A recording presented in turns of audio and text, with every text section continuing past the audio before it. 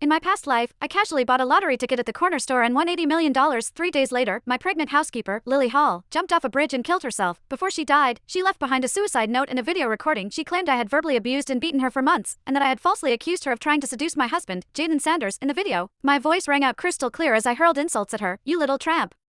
Why are you using a mop? Get down on your hands and knees and scrub it inch by inch. If it's not spotless, don't even think about eating tonight. I called Jaden to vouch for me. However, he insisted I had always been arrogant and cruel, constantly screaming at people or hitting them. He even lifted his shirt to show off the purple bruises covering his body. I could not defend myself and ended up being the villain everyone wanted to see locked up. Eventually, the entire $80 million went to Lily's younger sister, Emma Hall. As compensation, I spent the rest of my life rotting in prison, never understanding why sweet, gentle Lily would frame me and then take her own life. When I opened my eyes again, I was back on the day I won the lottery. Chapter MS, Zendaya Lyons, breakfast is ready. You should eat it while it's hot. The housekeeper, Lily Hall, smiled gently as she did every day, bringing my favorite breakfast to the table just like always. She called me to eat in her usual soft voice, but my whole body suddenly tensed. Lily just turned 20 this year, with a pretty face and a gentle demeanor. After Jaden Sanders and I got married, we were both busy with work and often came home late at night, so we hired a housekeeper through an agency to cook our meals and keep the house in order. I wanted to hire an older woman, but Lily begged us through tears, saying she came from a poor rural town. She said that if she could not find work, her father would marry her off to a mentally challenged man in her village. She begged us for a chance, saying she would take less pay and was willing to learn. Jaden and I felt sorry for her. Since we needed someone anyway, we decided to hire her. Lily was hardworking and easygoing, with that simple, honest quality you found in country folks. In over a year of working for us, she never made a single mistake. I found it impossible to connect her with the bloated corpse I had seen pulled from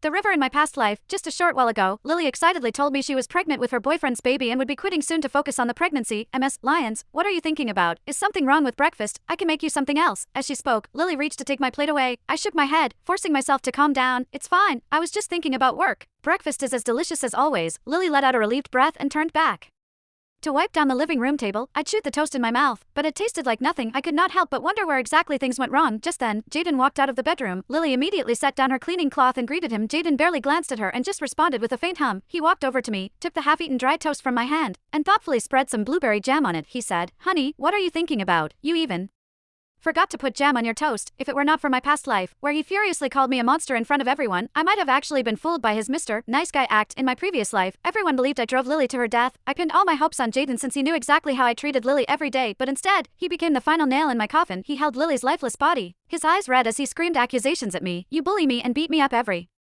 day.